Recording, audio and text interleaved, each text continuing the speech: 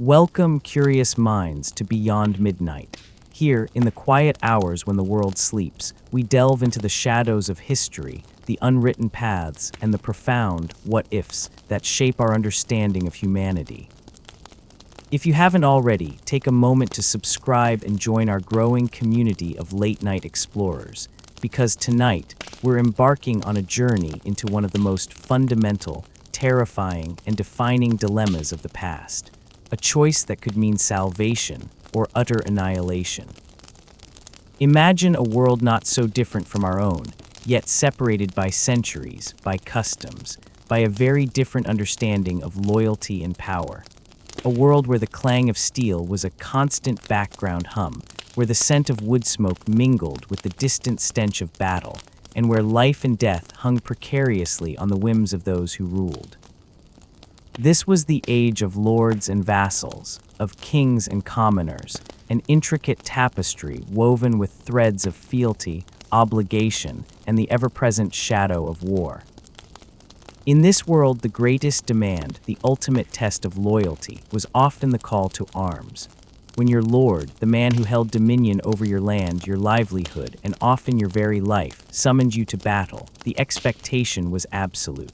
It was a summons that echoed through the valleys and across the plains, reaching the fortified castles of knights, the humble cottages of peasants, and the bustling markets of towns. It was a call that demanded obedience, a sacrifice of blood and bone for the greater good of the realm, or more accurately, for the greater good of your lord's ambition, his defense, or his vengeance. But what if, in that pivotal moment, you refused? What if, when the drums of war began to beat, when the banners were unfurled, and the order to march was given, you simply said no? This isn't a modern tale of conscientious objection, born of complex legal frameworks and philosophical debates. This is a journey back to a time when such a refusal wasn't just an act of defiance, but a seismic rupture in the very fabric of society, a challenge to the divine order, and a direct confrontation with the most brutal forms of power.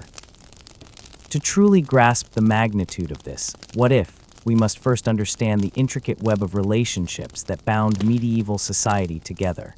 At its heart lay the feudal system, a complex hierarchy built on mutual obligation. The king at the apex granted vast tracts of land or fiefs to his most powerful nobles, the dukes, counts, and barons. In return, these lords swore an oath of fealty, pledging military service, counsel, and financial aid to the crown. This relationship then cascaded downwards. The great lords, in turn, subdivided their lands among lesser nobles, the knights and minor gentry, who also swore oaths of loyalty and service, primarily military. And at the very bottom, supporting this entire pyramid with their labor, their taxes, and their bodies, were the vast majority of the population, the peasants, the serfs, the common folk.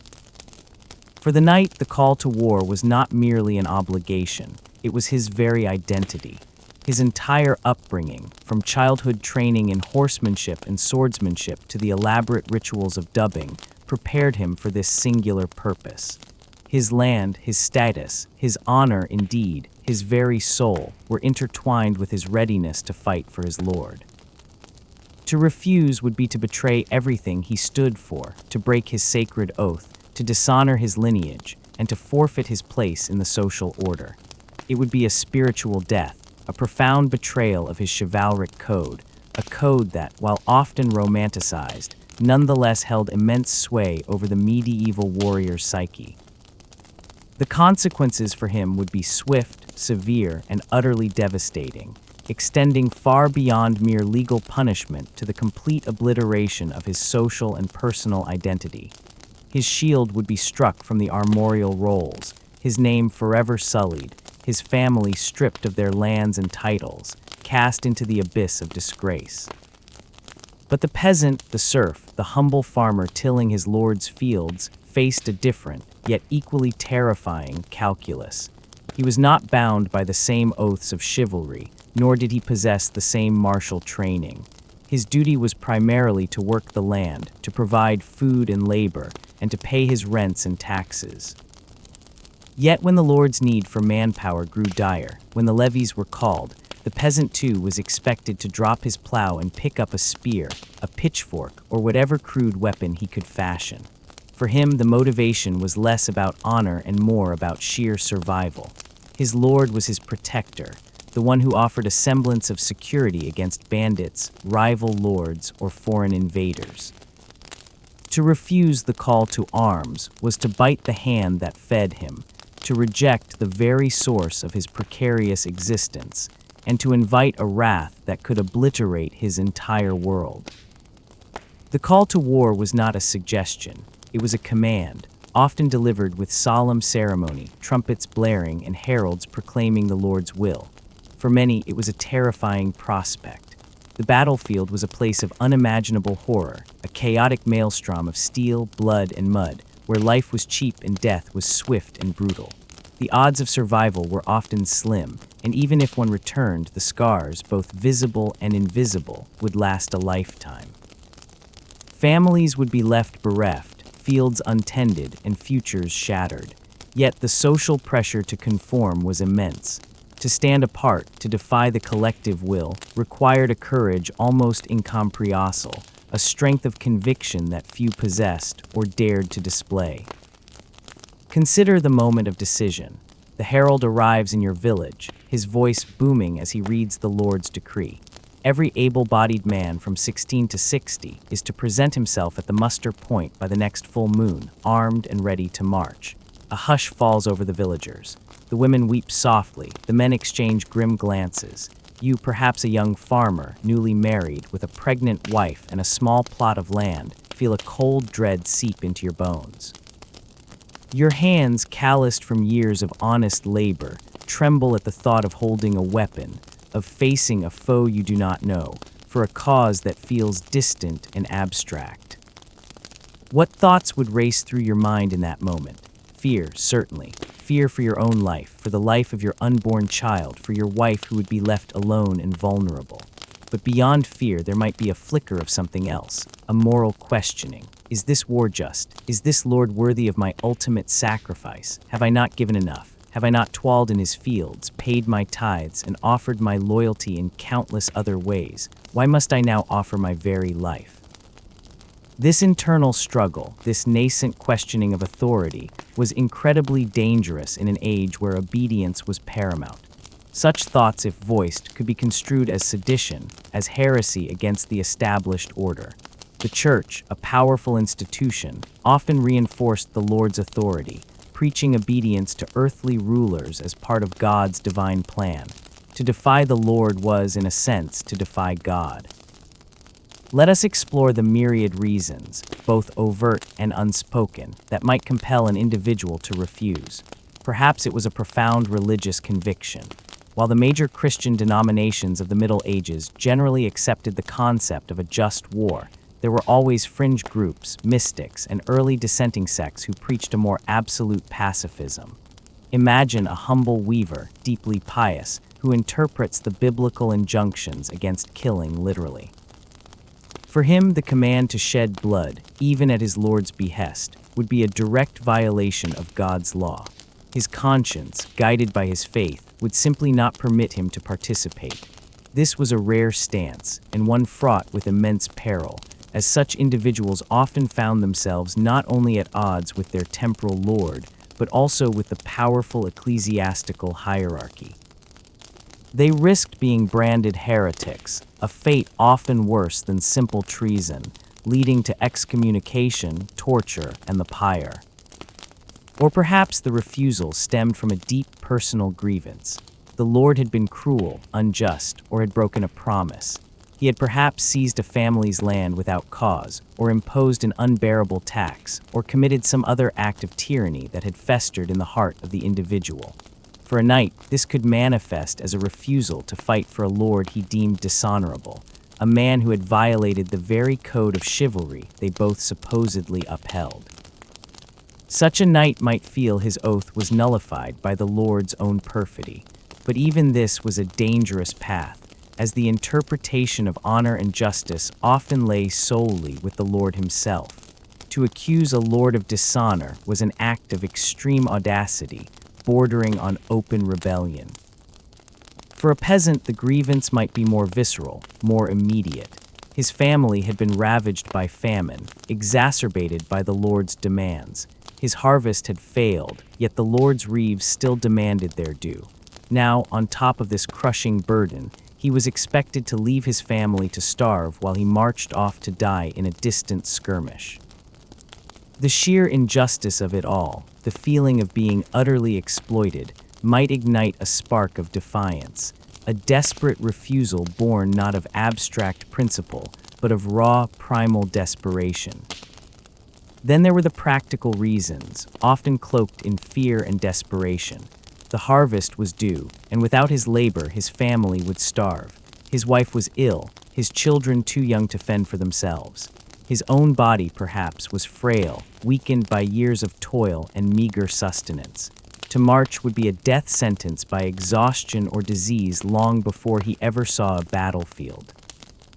These were reasons that, in a more compassionate world, might evoke sympathy, but in the brutal realities of medieval feudalism, they often fell on deaf ears. The Lord's needs superseded all personal circumstances. The common good, as defined by the Lord, was paramount. Let's consider the immediate aftermath of such a refusal.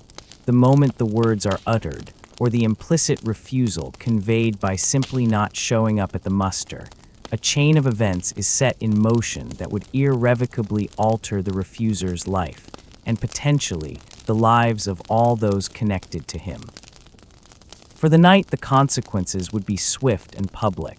His refusal would be seen as an act of treason, a blatant breach of his sacred oath of fealty. He would be stripped of his lands, his titles, and his arms.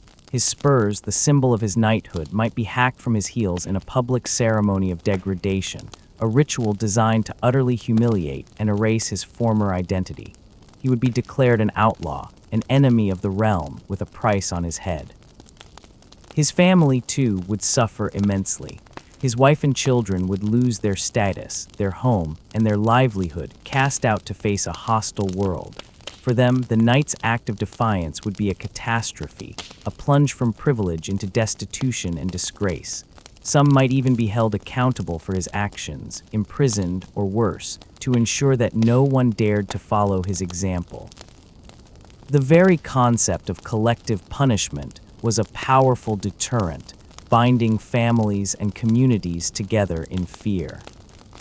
For the peasant, the consequences, while perhaps less ceremonious, would be no less brutal. He might be seized by the Lord's men, perhaps the very reeve he had paid his taxes to for years.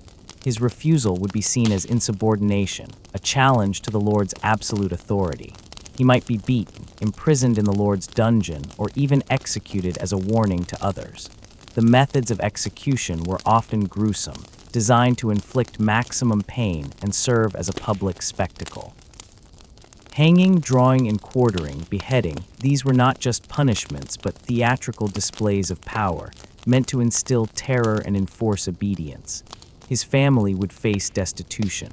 Without his labor, his small plot of land would lie fallow. His wife and children would likely be evicted, forced to beg, or perhaps even sold into serfdom, their lives shattered by one man's defiant stand. The Lord might even burn his cottage to the ground, salt his fields, ensuring that no trace of his rebellious spirit remained. The very act of refusal, regardless of one's social standing, was a direct assault on the Lord's prestige and authority. A Lord's power was not just measured in land and wealth, but in his ability to command obedience, to raise an army, and to enforce his will. A single act of defiance, if left unpunished, could be seen as a sign of weakness, an invitation for others to question his rule. This domino effect was the Lord's greatest fear. If one knight refused, might not others follow? If one peasant rebelled, could it not spark a wider uprising?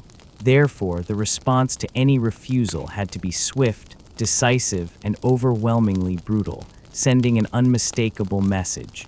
Dissent would not be tolerated. Let us delve deeper into the psychological toll. For the individual who chooses to refuse, the path is one of profound isolation. He stands against the tide, not only of his lord's will, but often against the expectations of his entire community. His neighbors, his friends, even his own family might view him with a mixture of fear, bewilderment, and resentment. Fear, because his actions could bring retribution upon them all. Bewilderment, because such a choice was almost unthinkable. Resentment, because his refusal might be seen as shirking his duty, leaving others to bear the burden he abandoned. In such a society, where communal bonds were strong and individual identity was often subsumed within the collective, this isolation would be a crushing weight. He would become an outcast, a pariah, his name spoken in whispers, his very presence a source of unease. The psychological torment of being branded a coward, a traitor, or a madman would be immense, perhaps even more agonizing than the physical punishments. Consider the rare instances, scattered throughout history, where individuals or groups did attempt to resist the call to arms, or indeed, the broader demands of authority. While direct examples of a single individual refusing a feudal lord's call to war and surviving to tell the tale are scarce, precisely because of the severity of the consequences, we can draw parallels from other forms of defiance. Early Christianity, for instance, presented a profound challenge to the Roman Empire's military demands. Many early Christians, adhering to a strict interpretation of pacifism, refused to serve in the Roman legions. This was not a refusal to fight for a lord in the feudal sense, but a refusal to fight for the ultimate temporal power of their age. The consequences were often martyrdom. Their steadfast refusal to compromise their faith, even in the face of torture and execution, stands as a testament to the power of individual conscience against state power. Their stories, though centuries removed from the feudal era, illuminate the extreme price of such defiance and the profound conviction required to make such a stand. Later, within the medieval period itself, certain religious movements, often deemed heretical by the established church, sometimes adopted stances that implicitly or explicitly challenged the legitimacy of warfare or the authority of temporal lords. The Cathars of southern France, for example, were dualists who believed the material world was evil and rejected violence. While they did not explicitly refuse a lord's summons to battle in a widespread, organized way, they were a persecuted minority, often hiding their beliefs. Their theological framework inherently led them away from military service.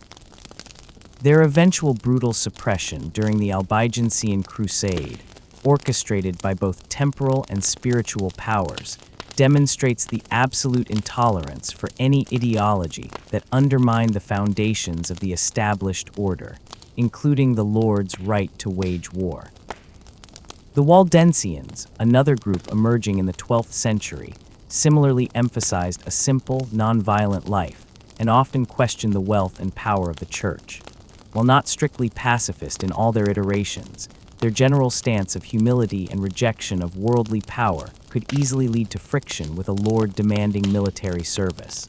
Their survival, often in remote mountain valleys, speaks to the necessity of physical isolation for any group daring to challenge the dominant paradigm.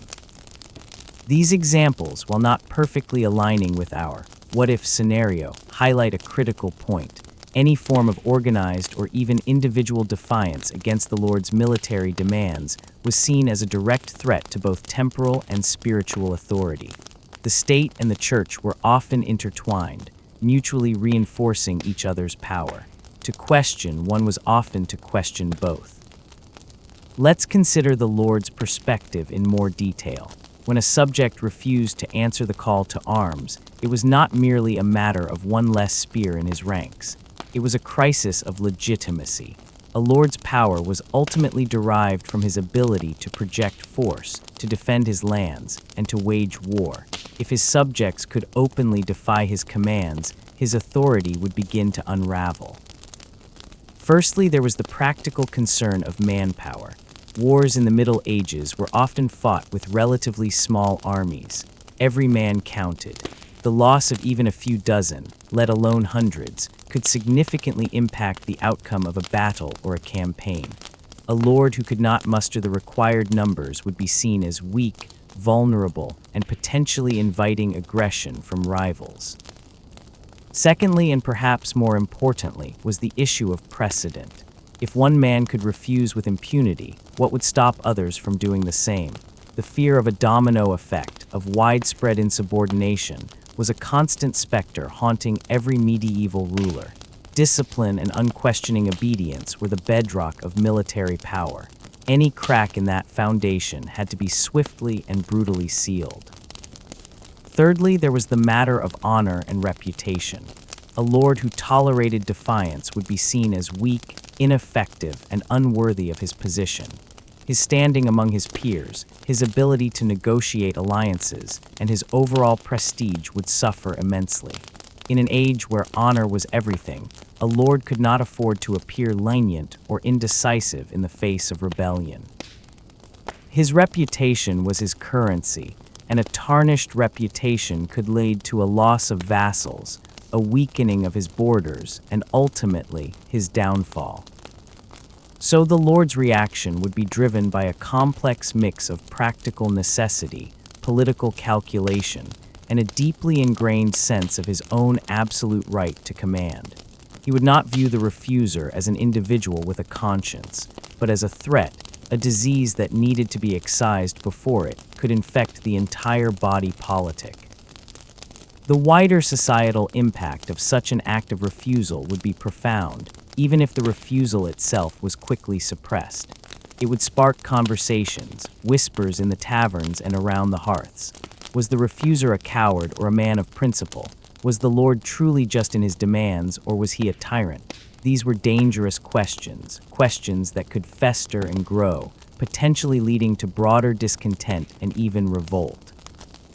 The community's response to the refuser would be varied and complex.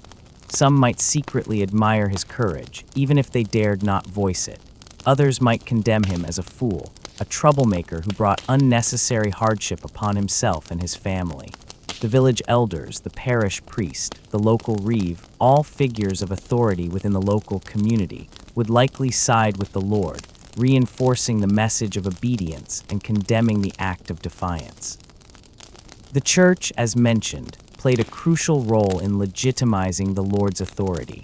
Priests would preach sermons emphasizing duty, loyalty, and the divine right of rulers, often threatening eternal damnation for those who defied their earthly masters.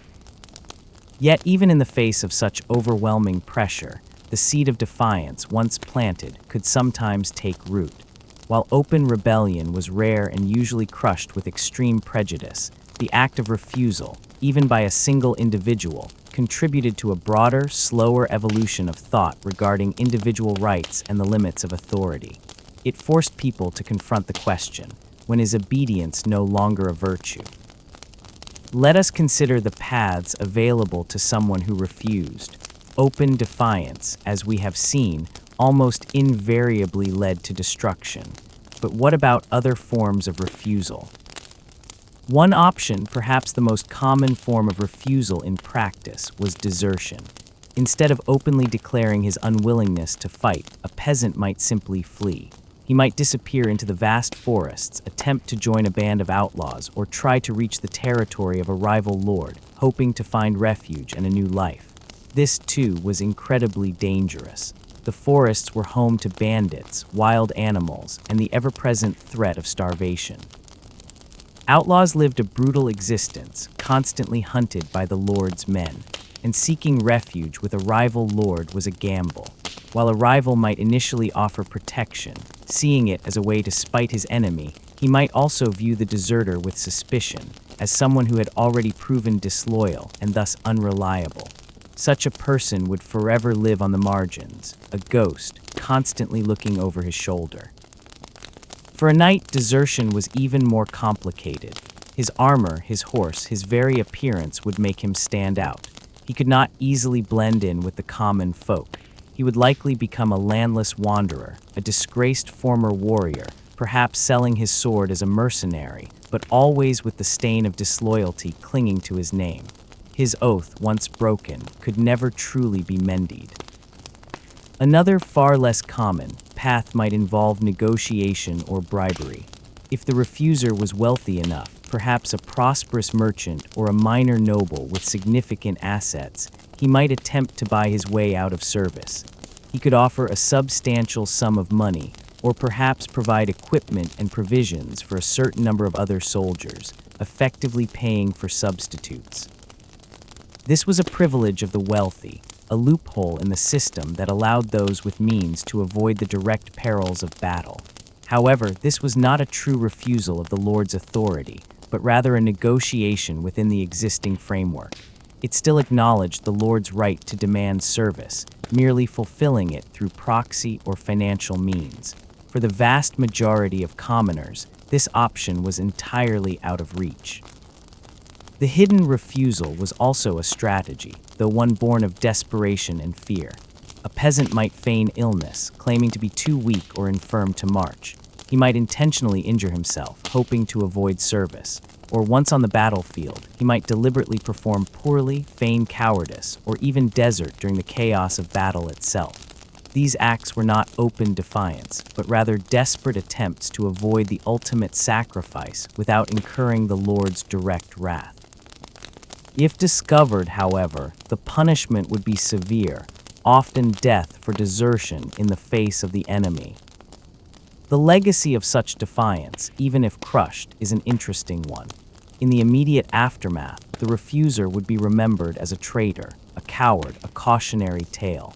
His name might be invoked by parents to warn their children against disobedience.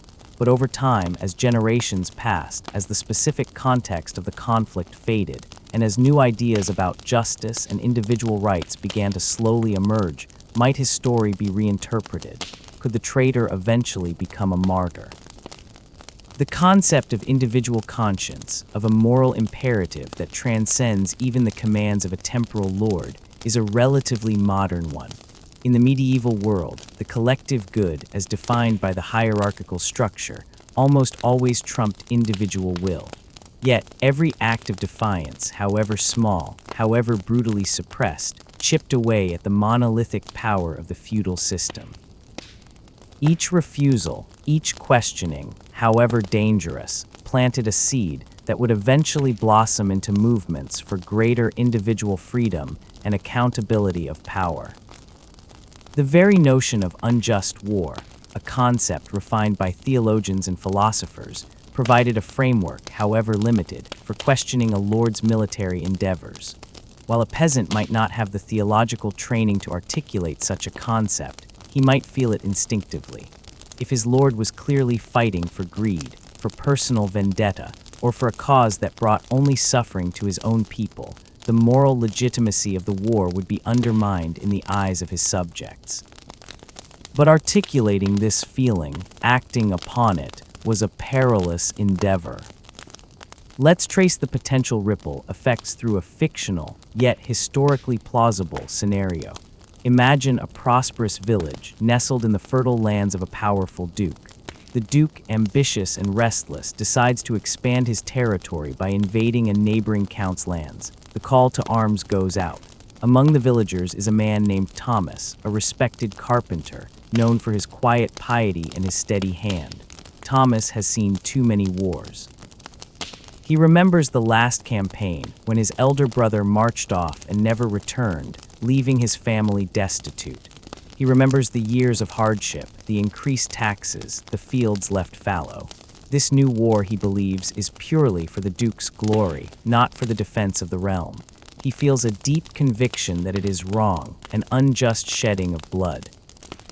When the Duke's herald arrives proclaiming the muster, Thomas does not immediately refuse.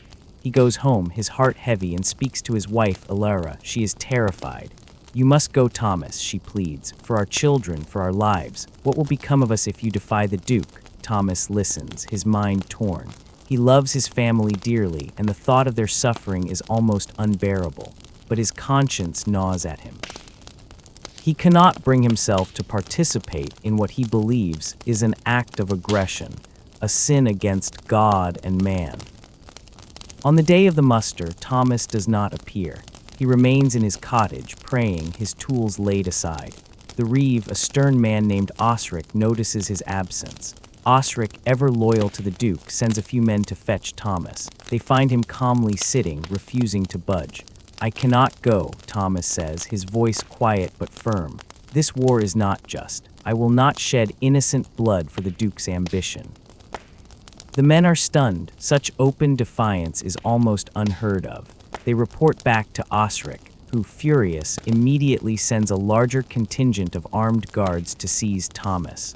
Thomas offers no resistance. He is dragged from his home, his wife and children weeping, clinging to him until they are forcibly separated.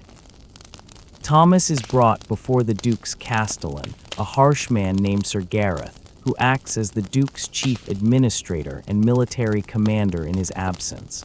Sir Gareth is incensed. "You dare defy the Duke's command, peasant. You dare question his judgment." "I dare to obey God's law," Thomas replies, his voice still quiet, but now imbued with a newfound strength. Sir Gareth laughs, a harsh, humorless sound. God's law demands obedience to your earthly lord. You are a traitor, a coward, and a fool. You will be made an example of." Thomas is thrown into the castle dungeon, a cold, damp pit where he is left to contemplate his fate. News of his defiance spreads quickly through the village, carried by the terrified guards.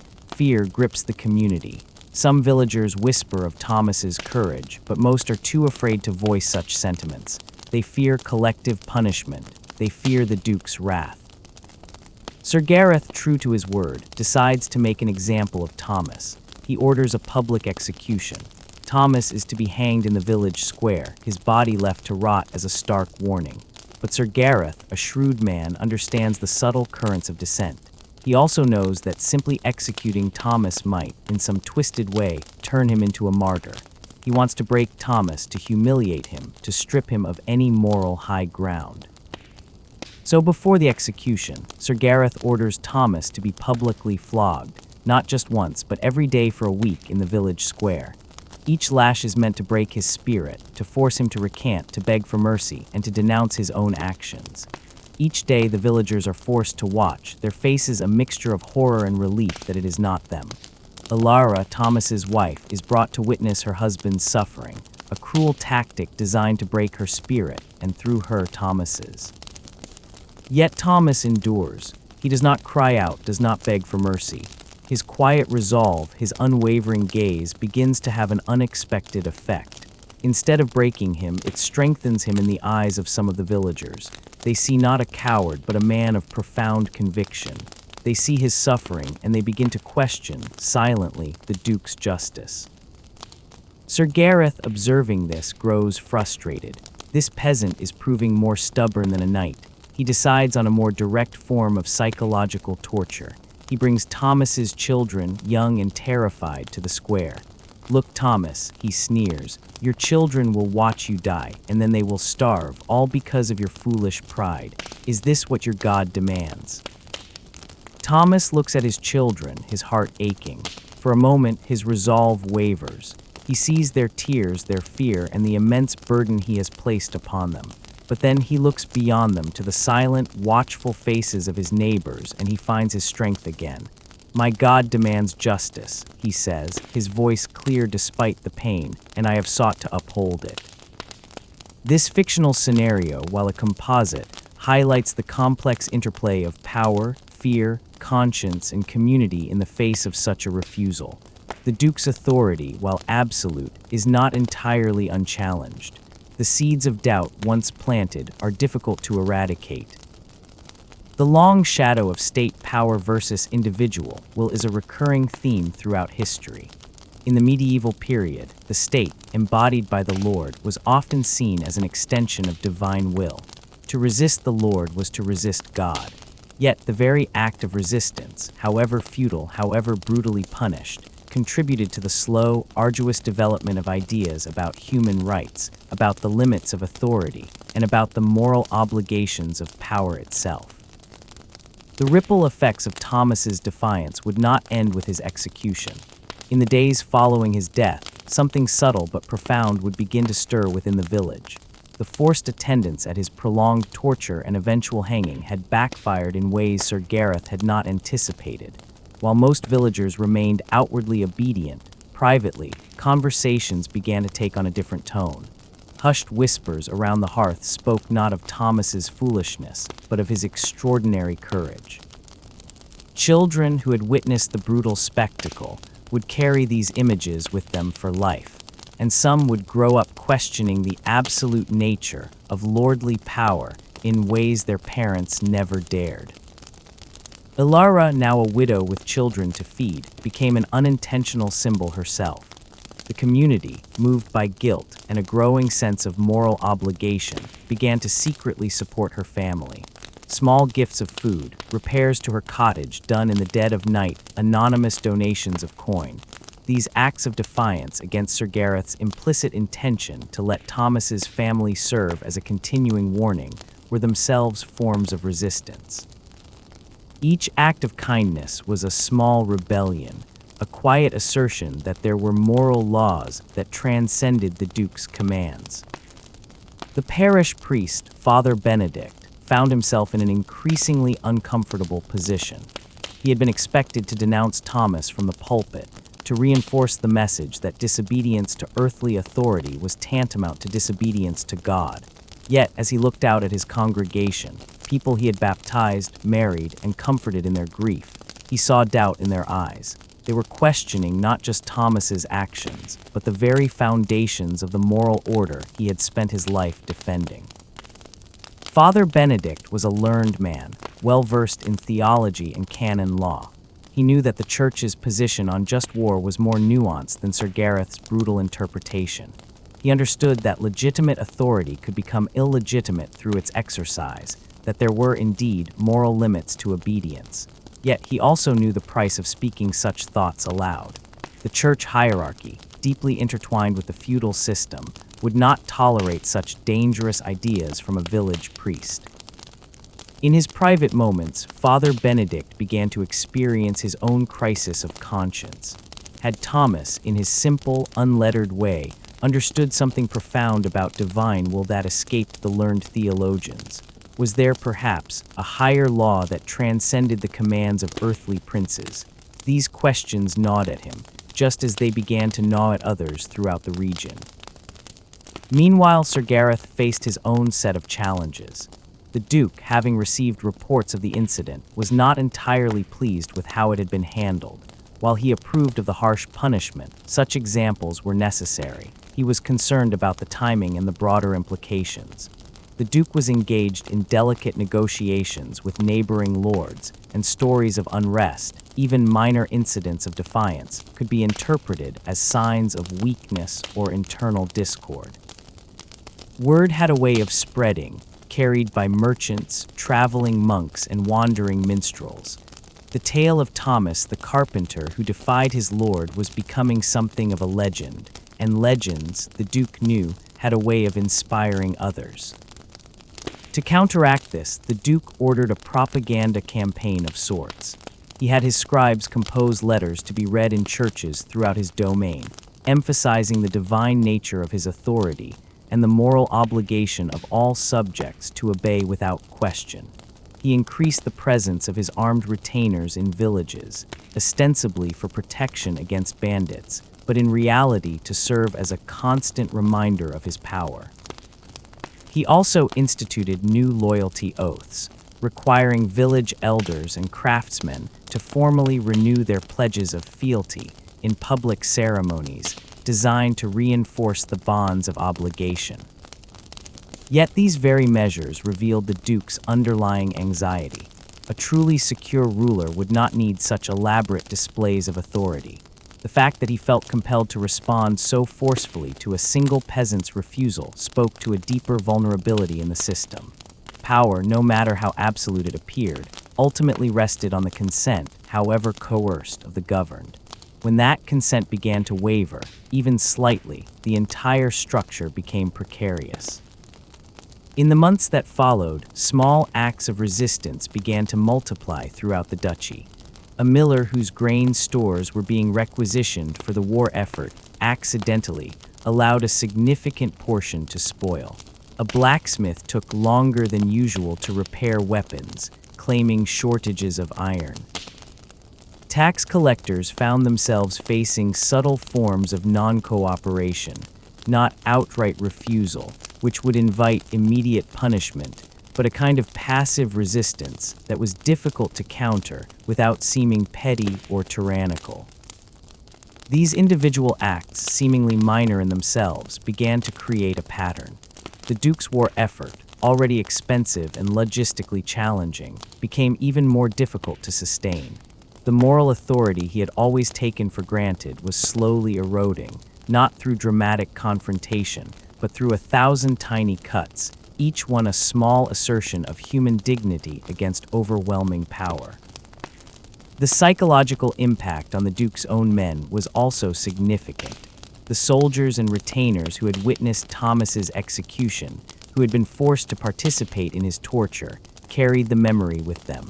Some had joined the Duke's service for honor, glory, or simple survival, but few had signed up to torture pious craftsmen whose only crime was following their conscience. The brutality required to maintain the feudal system, usually hidden behind ceremony and tradition, had been exposed in all its naked horror. For the knights and minor nobles in the Duke's service, Thomas's defiance posed particularly troubling questions. They had sworn oaths of loyalty, bound themselves by honor to serve their lord, yet they too possessed consciences. What if they were commanded to do something they believed to be fundamentally wrong? What if their lord's cause was unjust? Thomas had provided a disturbing example of someone willing to die rather than compromise his principles. This was not the kind of courage they had been trained to understand, the courage of the battlefield, where death came quickly and gloriously, but a different kind entirely, one that required sustained moral conviction in the face of prolonged suffering. Some knights began to examine their own service more critically. Sir Edmund, a younger knight who had been present at Thomas's execution, found himself questioning his lord's latest campaign. The count whose lands they were invading had been a faithful vassal, had paid his dues, had committed no offense beyond possessing fertile territories the Duke coveted. Was this truly a just war? Was his oath of fealty meant to bind him to participate in what amounted to armed robbery on a grand scale? Sir Edmund's doubts were dangerous, not just to himself, but to the entire military hierarchy. If knights began to apply moral criteria to their lord's commands, if they started to distinguish between just and unjust orders, the very foundations of feudal military power would crumble. A knight's primary virtue was supposed to be loyalty, not independent moral judgment. The ripple effects extended beyond the Duke's immediate domain. News of Thomas's defiance and martyrdom spread through the complex networks of medieval communication. Merchants, pilgrims, traveling scholars, and wandering preachers carried the story from village to village, from court to court. Each telling added new details, transformed Thomas into an increasingly heroic figure, and raised uncomfortable questions about the nature of authority and obedience. Other lords began to worry about their own potentially restive subjects. If a simple carpenter could defy a duke with such conviction, what might other subjects be thinking? Preventive measures were implemented across the region, increased surveillance, harsher punishments for minor infractions, more elaborate loyalty ceremonies. The very effort required to prevent similar incidents of defiance revealed how fragile the system truly was. The church, too, found itself in an increasingly difficult position. Local priests, like Father Benedict, were receiving questions from their congregations that they struggled to answer. Parishioners wanted to know, when was it acceptable to disobey earthly authority? What did Christ mean when he spoke of rendering unto Caesar what was Caesar's, and unto God what was God's? If a lord commanded something that seemed to violate God's law, which authority took precedence? These were not merely academic theological questions. They had immediate, practical implications that could undermine the entire social order. Church authorities, from bishops to abbots, found themselves walking a delicate line between maintaining their alliance with secular power and addressing the genuine spiritual concerns of their flocks. Some theologians, particularly those in monastic communities with greater independence from secular authority, began to develop more sophisticated doctrines regarding the limits of political obligation. They drew on ancient texts, particularly Augustine's writings on just war and Thomas Aquinas' theories of natural law, to argue that there were indeed moral limits to the obedience owed to earthly rulers. These ideas, while not yet fully developed into the concepts of individual rights that would emerge centuries later, laid important groundwork for future challenges to absolute authority. The economic implications of widespread resistance also became apparent. The feudal system depended on predictable flows of labor, goods, and military service from the peasantry to the nobility. When that predictability was disrupted, even by seemingly minor acts of defiance, the entire economic structure became less efficient.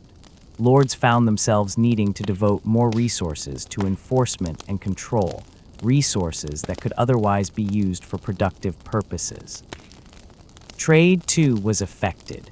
Merchants began to avoid regions known for unrest or harsh lordly rule, preferring to deal with more stable, predictable authorities.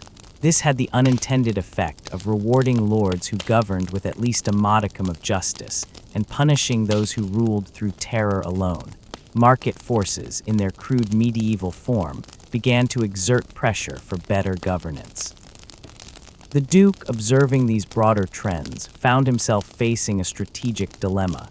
He could respond with even greater brutality, attempting to terrorize his subjects into complete submission, or he could make concessions, acknowledging some limits to his authority. Either choice carried significant risks. Greater brutality might provoke more resistance, while concessions might be seen as weakness, inviting challenges from rival lords. In the end, the Duke chose a middle path that satisfied no one. He maintained harsh punishments for open defiance while quietly making some administrative reforms, reducing the most onerous taxes, allowing some local self-governance, and instituting formal procedures for subjects to petition for redress of grievances. These reforms were presented not as concessions, but as magnanimous gifts from a benevolent ruler, preserving the fiction of absolute authority while acknowledging the practical limits of power. The story of Thomas the carpenter would not end with his death or even with the immediate aftermath of his defiance. It would become part of the collective memory of his community, passed down through generations, embellished and mythologized, but never forgotten. In times of particular hardship or injustice, people would invoke his memory, asking themselves, what would Thomas have done? Decades later, when new conflicts arose, when different lords made similar demands, the precedent of Thomas's refusal would serve as both inspiration and warning. Some would find in his example the courage to resist. Others would see in his fate the terrible price of defiance. Either way, his story would continue to complicate the simple narrative of lordly authority and peasant submission that the feudal system required to function smoothly. The broader historical significance of such acts of individual defiance cannot be overstated. While the immediate impact might seem limited, one man dies, order is restored, life continues. The long-term effects were profound. Each act of conscience, each moment when an individual chose principle over survival, contributed to the slow evolution of ideas about human dignity, individual rights, and the moral limits of political authority. These ideas would eventually coalesce into the great political and religious movements that would reshape European civilization. The Renaissance emphasis on individual achievement, the Protestant Reformation's assertion of individual conscience in religious matters, the Enlightenment's theories of natural rights and limited government, and ultimately, the democratic revolutions that would sweep away the old feudal order entirely. The path from Thomas's scaffold to the Declaration of Independence or the Universal Declaration of Human Rights is neither straight nor obvious, but it exists. Each act of individual moral courage, however small, however brutally suppressed, added another stone to the foundation of human freedom. The medieval world's insistence on absolute obedience to earthly authority would eventually give way to more complex understandings of the relationship between individual and state, understandings that acknowledged the legitimate claims of conscience and the moral obligations of power. Yet we must not romanticize this process or imagine it was inevitable. For every Thomas who chose principle over survival, there were thousands who chose survival over principle. For every act of noble defiance, there were countless accommodations with injustice. The evolution of human freedom has been painfully slow, marked by frequent reversals and setbacks, purchased with enormous suffering. The medieval peasant who considered refusing his lord's call to arms faced a choice that was both intensely personal and historically significant. His decision would affect not only his own fate and that of his family, but would contribute to the great historical struggle between authority and freedom, between the claims of power and the demands of conscience. In contemplating this choice, we gain insight not only into the brutal realities of medieval life, but into the eternal human dilemma of when to obey and when to resist, when to conform and when to stand apart, when to choose survival and when to choose principle. These are not merely historical questions. They remain as relevant today as they were 1,000 years ago, in every situation where individuals must choose between the easy path of compliance and the difficult path of moral integrity. The legacy of those who chose to resist, even knowing the terrible price they would pay, reminds us that human freedom is neither natural nor guaranteed.